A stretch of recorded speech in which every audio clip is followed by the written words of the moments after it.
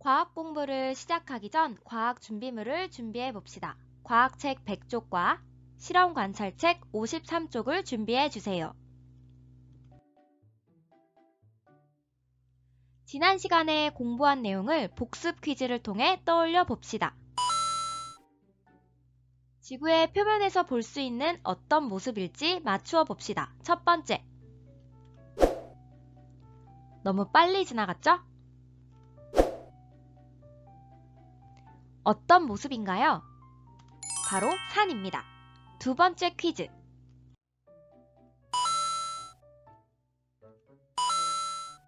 어떤 모습일까요? 바로 바다입니다. 세 번째 퀴즈.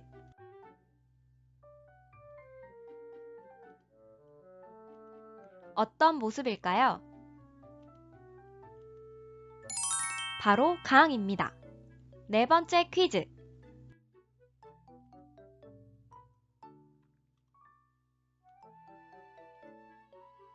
어떤 모습일까요? 바로 화산입니다. 너무 쉬웠나요? 우리는 지난 시간에 다양한 지구의 표면 모습에 대해서 공부해 보았습니다. 지구의 표면 중 강과 호수를 제외한 땅을 우리는 육지라고 하고 육지를 제외한 부분을 바다라고 합니다. 과학기술이 발달하지 않았던 옛날 사람들에게 육지와 바다는 신비한 장소였고 이런 육지와 바다에 관련된 수많은 이야기들이 존재했습니다. 예를 들어 육지에는 마녀가 살 것이다. 육지의 깊은 숲속에는 공주가 있을 것이다. 바닷속에는 인어공주가 살고 무시무시한 괴물 크라켄이 있을 것이다 등 말이에요. 현재는 과학기술이 많이 발전하여 지구의 육지와 바다에 대한 비밀들이 많이 풀어졌지만 여전히 지구의 육지와 바다는 수많은 비밀을 품고 있습니다. 그래서 오늘 선생님과 함께 지구의 육지와 바다의 비밀을 한번 파헤쳐 봅시다. 첫 번째 비밀, 육지와 바다 중 어디가 더 넓을지. 두 번째 비밀, 육지의 물은 마시는데 바다의 물은 마시면 안 될지 한번 알아보도록 합시다. 첫 번째 비밀, 육지와 바다 중 어디가 더 넓을까? 여러분은 육지와 바다 중 어디가 더 넓다고 생각하나요? 우리 다른 친구들은 어떻게 생각하는지 한번 의견을 들어볼까요? 아, 너무 쉽다. 내가 살던 육지가 얼마나 넓었는데 당연히 육지가 제일 넓다람쥐. 뭐라고? 말도 안 되는구만. 내가 사는 바다는 정말 드넓어서 지평선이 보인다고. 여러분은 어떻게 생각하나요? 육지가 더 넓나요? 바다가 더 넓나요? 나는 어디가 더 넓다고 생각하는지 또 왜 그렇게 생각하는지 한번 생각해 보는 시간을 가져봅시다. 자, 그러면 육지와 바다 중 어디가 더 넓을지 비밀을 한번 밝혀보도록 합시다. 탐구활동, 육지와 바다의 넓이 비교하기. 준비물로는 과학책 100쪽의 평면 지도가 필요합니다. 탐구 순서는 첫 번째, 지도에서 육지칸의 수와 바다칸의 수를 한번 세어봅니다. 육지칸의 수와 바다칸의 수를 비교하여 어느 칸이 더 많은지 알아봅니다. 이때 주의할 점으로 한 칸에 바다만 모두 있으면 이곳은 바다칸입니다. 하지만 한 칸에 바다와 육지가 함께 있을 경우 좀 더 넓은 것이 됩니다. 이곳은 육지가 더 넓으니 육지칸이 됩니다.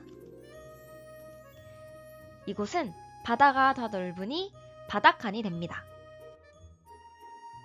그러면 지금부터 실험 관찰 53쪽을 펴주세요. 활동 1. 과학책 100쪽의 지도에서 육지칸의 수와 바다칸의 수를 한번 세어 써봅시다. 육지칸의 경우 동그라미 표시를, 바다칸의 경우 세모 표시를 하여 손쉽게 육지칸의 수와 바다칸의 수를 세어보는 방법이 있습니다.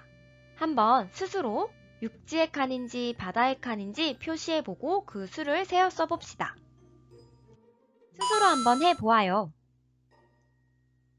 그러면 선생님과 함께 확인해 보도록 할까요? 자, 육지 칸을 동그라미 표시해 봅시다. 이쪽은 육지가 더 넓고 이 부분도 육지가 더 넓습니다. 그렇게 해서 총 육지 칸의 수는 14칸이 나옵니다. 이번에는 바다 칸을 한번 표시해 보도록 할까요? 육지를 제외한 곳은 모두 바다가 더 넓겠죠? 그렇게 해서 총 바다 칸의 수는 36칸이 나왔습니다. 이 결과를 보니 활동이 육지와 바다 중 어디가 얼마나 더 넓은지 괄호 안에 알맞은 말을 써 넣어 봅시다. 괄호 칸의 수가 괄호 칸의 수보다 가로 칸 더 많다. 즉, 무엇이 무엇보다 더 넓다. 스스로 한번 해보아요. 선생님과 함께 답을 맞춰볼까요? 우리 바다 칸의 수가 육지 칸의 수보다 36 빼기 14를 해서 22칸 더 많다. 즉, 바다가 육지보다 더 넓다라는 것을 알 수 있었어요. 우리 그러면 지구의 영상을 통해 진짜 바다가 더 넓은지 확인해 볼까요? 자, 이쪽을 바라보니 바다가 더 넓고 이쪽은 모두 바다이네요.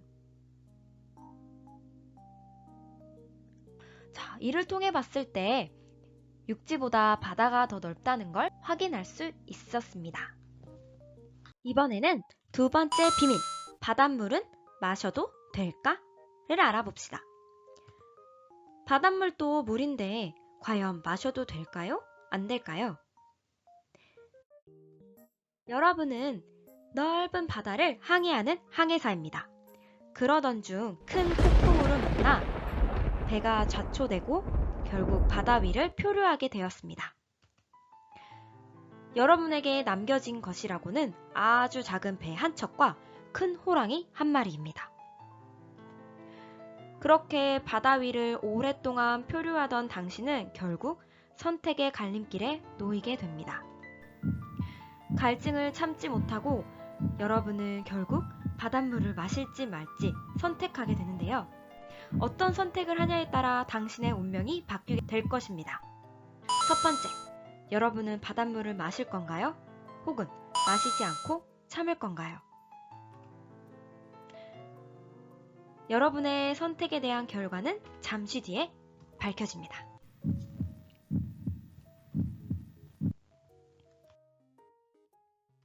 첫 번째, 바닷물을 마신 당신은 구조대가 오기 전에 더욱 심한 탈수 증상으로 구조대가 오는 것을 기다리지 못하고 죽음을 맞이하게 됩니다.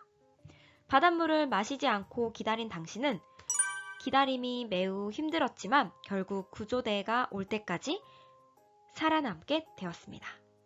왜 그런 결과가 나타났을까요? 여러분, 계곡과 바다에 놀러 가본 적이 있나요? 육지의 물맛인 계곡의 물맛과 바다의 물맛은 그때 어떤 차이가 있었는지 한번 써보도록 합시다. 아마 바닷물은 무척 짰지만 계곡의 물은 짠맛이 느껴지지 않았을 거예요. 왜 그럴까요? 왜냐하면 바다에는 여러분이 잘 알고 있다시피 소금이 들어가 있고 소금 이외에도 염화 마그네슘, 염화 칼슘 등 여러 물질이 들어가 있기 때문에 사람이 마시기에는 적당하지 않다고 합니다. 그렇다면 목이 마를 때는 어떻게 해야 할까요? 당시 상황에서 여러분은 어떻게 하면 더 오래 목숨을 보존할 수 있었을까요? 깜짝 퀴즈에 대한 정답은 다음 문제를 풀고 나서 알려드리도록 할게요. 더 알아보기. 우리는 육지의 물맛과 바다의 물맛이 어떻게 다른지에 대해 알아보았어요. 이 밖에 육지와 바다에는 또 어떤 다른 점이 있나요? 한번 스스로 생각해 볼까요? 선생님은 2가지 정도를 찾았는데 여러분은 몇 가지 정도 찾았나요? 선생님은 육지와 바다에 사는 생물이 다르다는 점과 바닷물이 육지의 물인 호수와 강보다 훨씬 많다는 것을 찾았습니다. 자, 깜짝 퀴즈에 대한 정답입니다. 당시 상황에서 목이 마를 때 나는 어떻게 해야 했을까요? 힌트는 이 사진 속에 있습니다. 목이 마를 시에는 바닷물을 마시는 것이 아니라 동물의 피를 마시면 목숨을 오래 보존할 수 있다고 합니다. 동물의 피에도 수분이 들어가 있기 때문에 갈증을 해소하는 데 도움이 된다고 하네요. 자, 오늘 선생님과 함께 육지와 바다의 두 가지 비밀을 공부해 보았습니다. 우리는 오늘 공부를 통해 바다가 육지보다 더 넓다는 것과 바닷물은 짜서 먹기에 알맞지 않다는 두 점을 알게 되었습니다.